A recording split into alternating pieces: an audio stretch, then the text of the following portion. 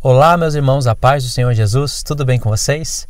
Hoje eu quero trazer uma reflexão muito bonita para vocês que se encontra no livro do profeta Daniel. É uma reflexão que o Senhor me mostrou esses dias, eu achei muito bonita, eu compartilhei com alguns irmãos, mas agora eu quero compartilhar com todos vocês.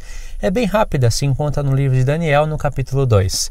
Então, como vocês já me acompanham, já têm escutado eu falar da estátua, dos animais, do reino do anticristo, do estabelecimento do reino de Cristo, então vai ser fácil falar. Deixe o seu gostei no vídeo, compartilhe o vídeo no Facebook e não se esqueça de se inscrever no canal. Sejam todos bem-vindos, eu sou o Luiz do canal Reino Eterno. É o seguinte, no capítulo 2, Deus deu um sonho para Nabucodonosor, rei da Babilônia. É um sonho que ele ficou incomodado. Resumindo, ninguém conseguia interpretar esse sonho. Os magos da Babilônia não conseguiram, o rei Nabucodonosor ficou incomodado com isso. E aí ele mandou matar todos os magos, incluindo Daniel, que estava lá, e os seus 3 amigos. Mas o que aconteceu? Daniel clamou ao Deus dos céus para que Deus tivesse misericórdia, para que eles não perecessem junto com os outros sábios da Babilônia. Porque se você ler a história lá, você vai ver que Nabucodonosor não quis contar o sonho para ninguém, porque Nabucodonosor desconfiou que as pessoas iriam falar é o seguinte a ele. Então, para que fosse verificado que a interpretação do sonho seria verdade, Nabucodonosor queria que as pessoas falassem qual foi o sonho que ele teve. Imagine, é um rei esperto, né? Em algumas traduções dá a entender que ele esqueceu do sonho, mas não é isso não. Nabucodonosor sabia qual era o sonho, mas ele queria que alguém contasse qual foi o sonho que ele teve para ele saber que a interpretação seria certa.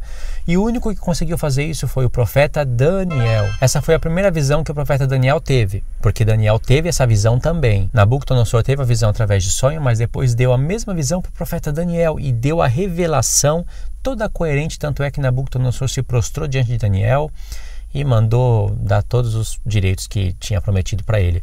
Enfim, a visão era uma estátua, a estátua que mostrava reinos.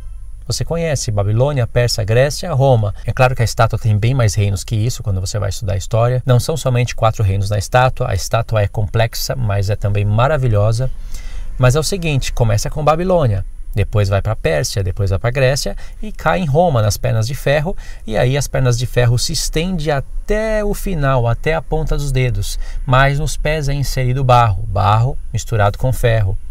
E aí o seguinte, vem a pedra, bate nos pés da estátua, está escrito que ela fere os pés da estátua, e então derruba a estátua todinha, todos os reinos caem. Diz a profecia que quando a pedra veio e feriu a estátua nos pés, foi destruído o ferro, o barro, o bronze, a prata e o ouro. Tudo virou pó. Olha só que palavra-chave, pó. E o vento veio e levou tudo. Essa palavra pó, ela volta a aparecer em Daniel 12. Isso é uma conexão tremenda com o início da palavra de Deus, que o homem é pó e ao pó retornará. É isso que está acontecendo com toda aquela estátua.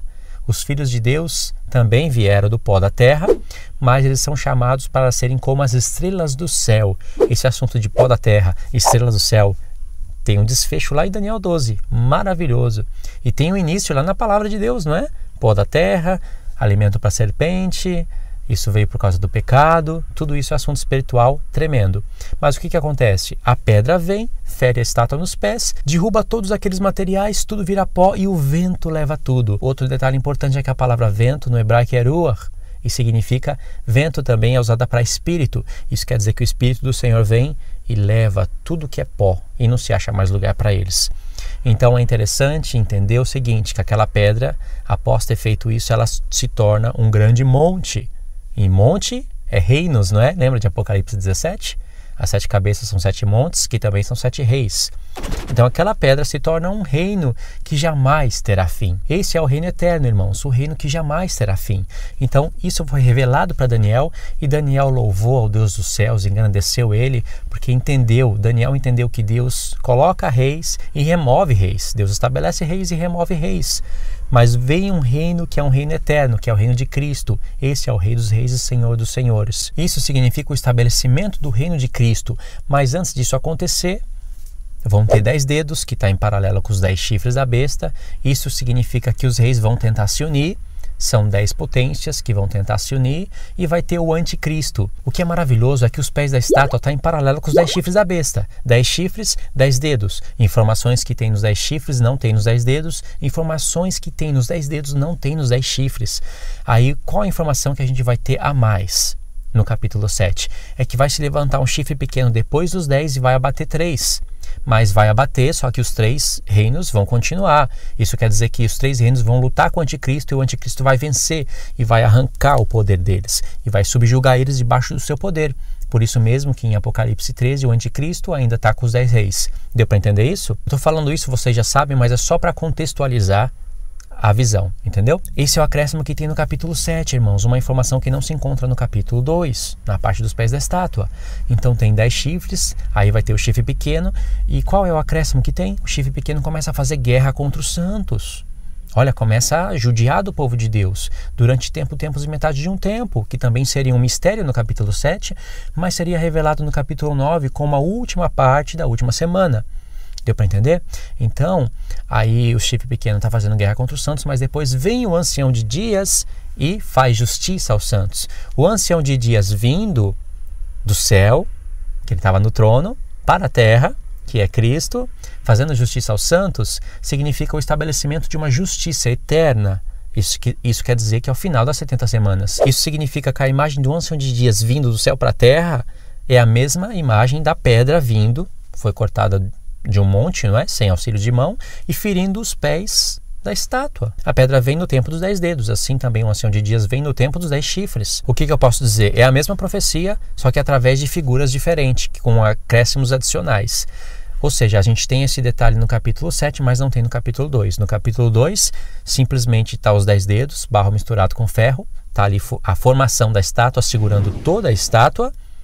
Essa informação que a gente não tem no capítulo 7.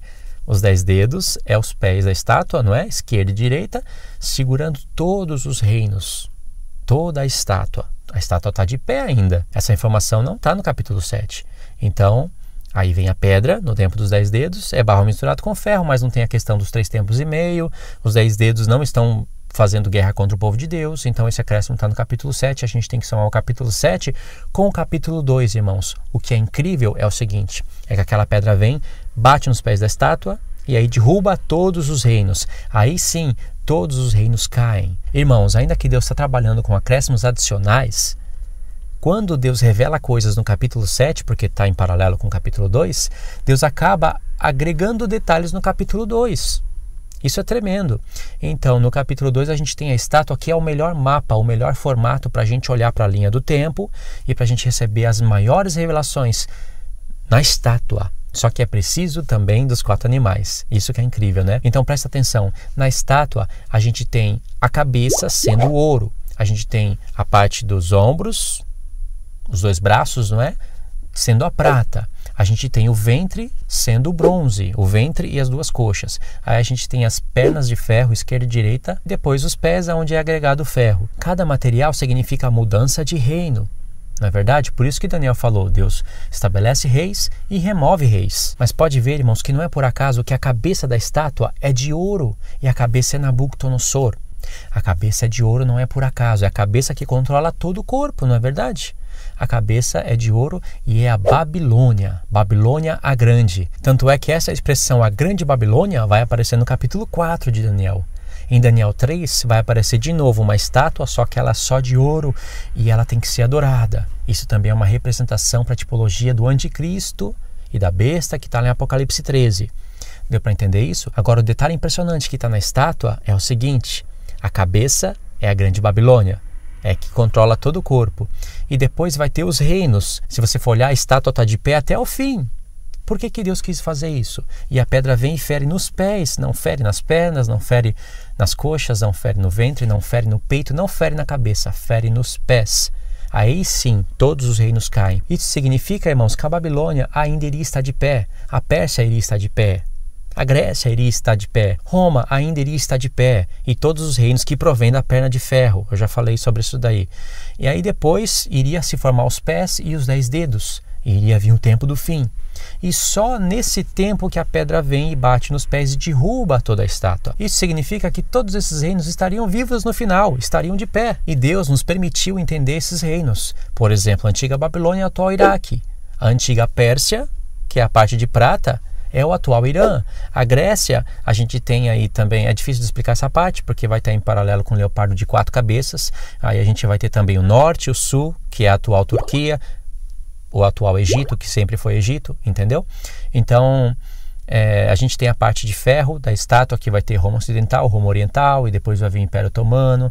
Na perna direita da estátua, agora eu estou falando certo, né? A perna direita da estátua, que vai estar do lado esquerdo ocidental, aí vai vir a parte da Europa, e aí esses reinos essa cortina de ferro vai indo até o final, até a parte dos pés. E aí esses reinos que estavam todos dispersos, separados, começam a tentar se unir. Aí a gente tem Primeira e Segunda Guerra Mundial. E aí na parte dos pés, irmãos, os pés também é barro e ferro. Aí mostra que os reis vão tentar se unir. Eles vão começar a se unir até vir a parte dos dedos. Aí na parte dos pés a gente tem a era da internet, a gente tem a globalização, a gente tem Primeira e Segunda Guerra Mundial, que é onde os reinos começam a fazer aliança uns com os outros em maior nível. É claro que as alianças são feitas um pouquinho antes da Primeira Guerra Mundial, alguns séculos antes, mas aí os reinos começam a se declarar mesmo, fazendo alianças uns com os outros para fazer a formação dos reinos em alianças, né? A Primeira Guerra Mundial, logo em seguida tem a Segunda Guerra Mundial, aí acontece a globalização, aí vem a formação da ONU, aí vem a formação da União Europeia, e sim, os reinos estão se unindo, vai ter parte ocidental, parte oriental, depois vai entrar norte e sul fazendo guerra um com o outro. Tudo isso está revelado na estátua, quando você olha para outros textos da palavra. E é nesse tempo que se estabelece o reino eterno, que vem Cristo e derruba toda a estátua. Mas presta atenção, a cabeça é a Babilônia, é a grande Babilônia, a mentalidade de todo o corpo é a Babilônia, irmãos. E quando você vê a palavra Babilônia, na Bíblia está Babilônia, no começo da Bíblia está Babel, só que no hebraico é só uma palavra, Babel. Então quando você olha para a cabeça da estátua, você também tem que lembrar de Nimrod. Você tem que lembrar como ele edificou lá a Babilônia, o que ele fez com a palavra de Deus, o que ele queria fazer na terra. Aí depois você pode partir para o tempo de Nabucodonosor. A estátua, irmãos, está em paralelo com as 7 cabeças da besta, que vão estar atuando no final sobre o poder do anticristo. Tanto é que ele é chamado de 8º rei. Foi mostrado no formato de uma besta de 7 cabeças que vão estar atuando no final.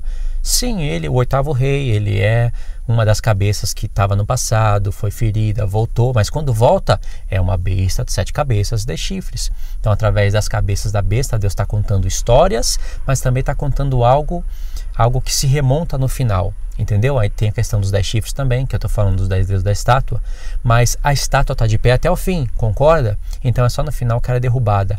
Agora presta atenção, a cabeça controla todo o corpo, isso quer dizer que todo o corpo ia ter uma ideia babilônica, uma ideologia babilônica. Agora presta atenção nos detalhes, irmãos, ouro, prata e bronze, essa é a moeda que movimentava todo o mercado. Hoje quando se fala em ouro, prata e bronze parece que não tem muito valor, porque é a moeda que movimenta o mercado é o dinheiro, não é verdade? Mas o ouro, a prata e o bronze movimentou todo o mercado, dos quais se enriqueceram os reis da terra. E o ouro é a cabeça, a ideia babilônica, depois tem prata, depois tem bronze. Aí depois, irmãos, Deus vai mostrar as pernas da estátua, que vai entrar a Era do Ferro. Essa Era do Ferro é maravilhosa, cheio de detalhes, maravilhosa, mas também tenebrosa. Eu digo maravilhosa porque é a revelação que Deus nos deu. Mas a Era do Ferro, ela é terrível. Ela fortificou os armamentos de guerra, até o modo antigo de se fazer guerra, com arco, com flecha.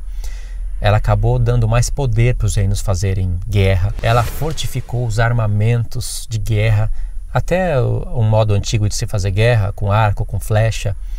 Ela acabou dando mais poder para os reinos fazerem guerra. Aí depois os homens começam a usar o ferro com mais tecnologia. Começa a fazer canhão de ferro. Já tinha canhão de bronze, mas também começa a fazer canhão de ferro.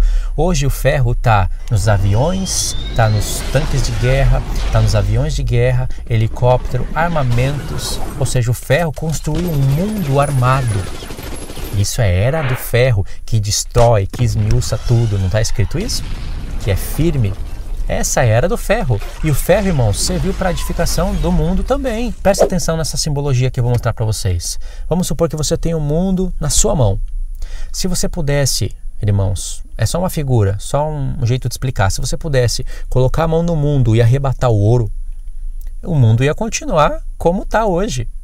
Ia estar um pouquinho mais pobre, né? Tem muitos objetos de ouro, iriam ser retirados do mundo, mas o mundo ia continuar edificado.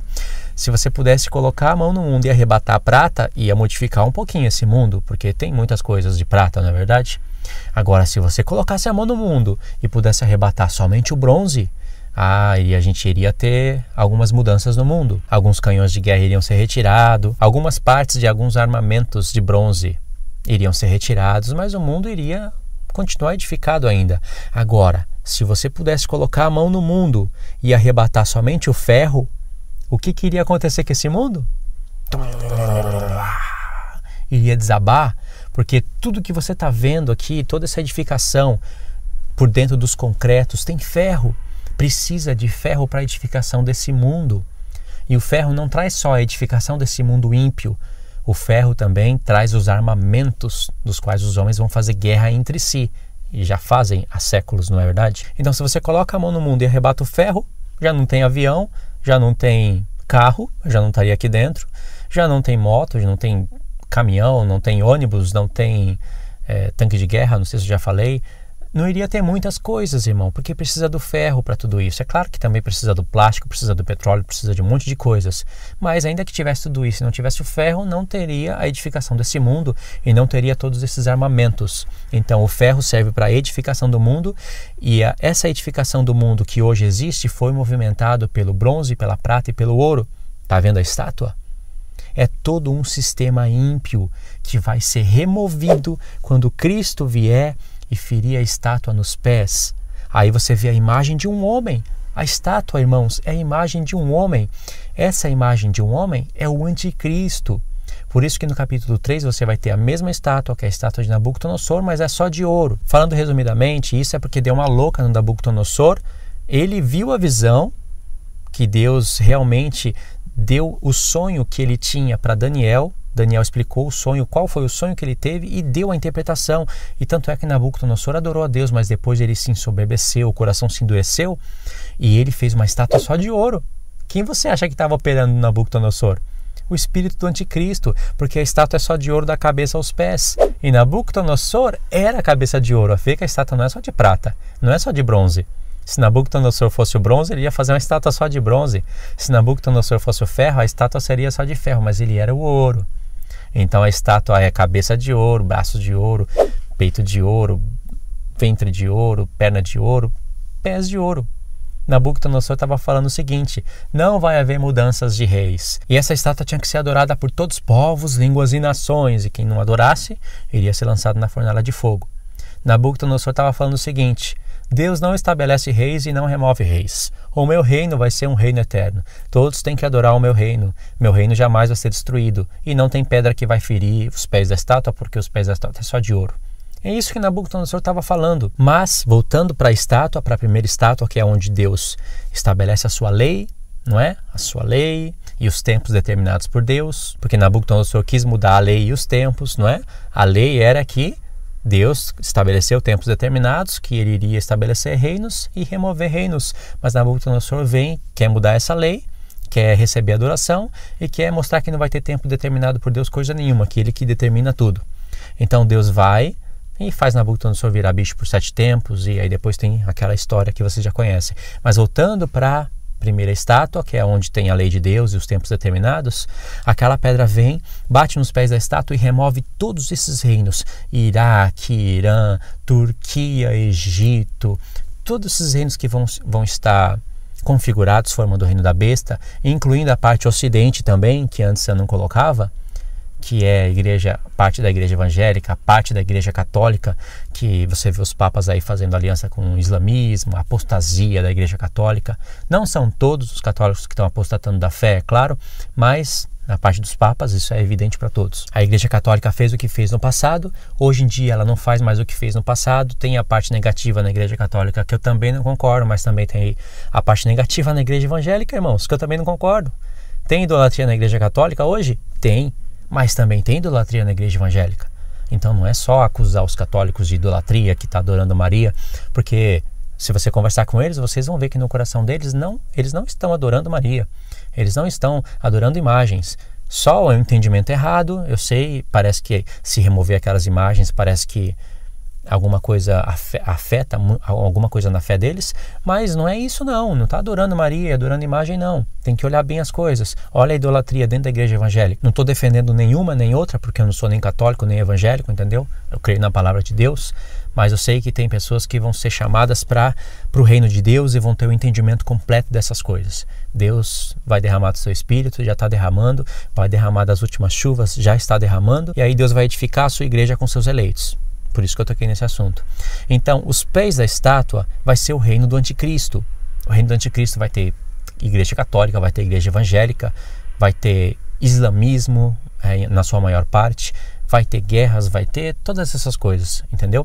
Aí a pedra vem e vai remover tudo isso, todos esses reinos. O maravilhoso é quando você conta os reinos na estátua corretamente. Deus está nos ensinando a contar a partir da Babilônia, porque lá onde foi dado os sonhos para Daniel, não é? Aí tem Babilônia, Pérsia, Grécia, Roma. São 4, se você contar. Aí a gente vai até as pernas de ferro.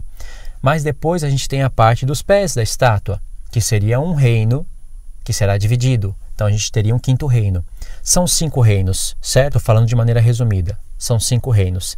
Mas antes da Babilônia, tem o Egito e a Síria, que vai ser contado lá em Apocalipse através de 7 cabeças. Então se você conta o Egito e a Síria antes da Babilônia, porque foram potências, foram reinos que dominaram sobre o povo de Deus, e que de fato está sendo contado em Apocalipse 17, então você tem Egito 1, Assíria 2, Babilônia 3, Pérsia 4, Grécia 5, Roma 6, a parte dos pés 7, aonde vai ter os dedos, né? E onde está o anticristo, que é o 8º rei. Ele é a formação da estátua, ele é a estátua toda, por isso que é a imagem de um homem. E o que nos ajuda a entender isso são os 4 animais, e depois esses 4 animais configurados uns nos outros, remontando aquela besta de Apocalipse 13, que vão ter 7 cabeças, e aí Deus nos ajuda e nos ensina a contar as 7 cabeças, e o 8º rei em Apocalipse 17, que tem a explicação, que traz o desfecho de toda a explicação referentes a reinos. Deu para entender, irmãos? Então, quando aquela pedra vem e bate e fere a estátua nos pés, quer dizer que Deus está removendo toda a ideologia babilônica, todo o comércio desse mundo, o comércio ímpio, toda a edificação maligna desse mundo, Deus está removendo, e aí aquela cabeça, aquele corpo, aquela imagem do anticristo está sendo demolida, e aí aquela pedra vai e se torna um reino eterno. Ou seja, aquela estátua é um reino. Eu acabei perdendo o áudio do lapela, irmãos, porque acabou a bateria do aparelho e eu nem vi quando que acabou a bateria. Eu olhei aqui e ele está desligado. Então eu vou estar usando o áudio da câmera mesmo. Muda pouca coisa porque o áudio da câmera também é bom, dá para escutar bem. Só que o áudio do lapela, ele é bem mais bonito, bem mais potente, né? Só tô avisando porque vocês vão ver a diferença do áudio. Eu gravaria todos os vídeos tranquilamente só com o áudio dessa câmera, mas já que eu tenho o lapela, vou usar o lapela porque fica mais bonito. Entendeu a revelação? Aquela estátua é um reino. A cabeça de ouro é a Babilônia, que caiu, mas continua viva. Lembra dos animais? Precisa dos acréscimos dos animais. A parte de prata é a Pérsia, que um dia perdeu o domínio, mas continuou viva. Hoje é a atual Irã. Mas aí você vai ver que a estátua forma um corpo, o qual vai configurar um reino que vai cair, todos os reinos vão cair só no final. Então quando aquela pedra é Cristo e a igreja, é a cabeça e o corpo, vai vir bater e ferir a estátua nos pés, todos aqueles reinos vão cair e vai vir um reino eterno. Ou seja, era como se Deus estivesse removendo uma imagem e estabelecendo outra imagem. A imagem da impiedade, a imagem que é contra a lei. Essa imagem vai ser removida, a cabeça da estátua e o corpo vai ser demolido. E aí uma outra cabeça e um outro corpo vai ser posto no lugar dessa imagem, que vai ser Cristo, a imagem do Deus invisível. Ou seja, nós vamos ser como Cristo, a imagem do Deus invisível. Nós vamos ser a imagem e semelhança de Deus. Deus remove aquela imagem e estabelece outra do seu reino eterno. É tremendo, não é, irmãos? Deus tirando aquela imagem ímpia e colocando a imagem do seu Filho. Do seu Filho, quando eu falo seu Filho, é Cristo e a igreja, o corpo da igreja. Aquele corpo ímpio da estátua vai ser removido e o corpo de Cristo estabelecido. Nós vamos ser a imagem do Deus invisível, a representação de Deus na terra. Ok, irmãos, era esse o acréscimo que eu queria trazer para vocês. Tomara que vocês tenham entendido tudo que eu quis dizer para vocês, a parte dos reinos, da configuração e tudo mais. Deus abençoe a sua vida, em nome do Senhor Jesus, e a gente se vê no próximo estudo.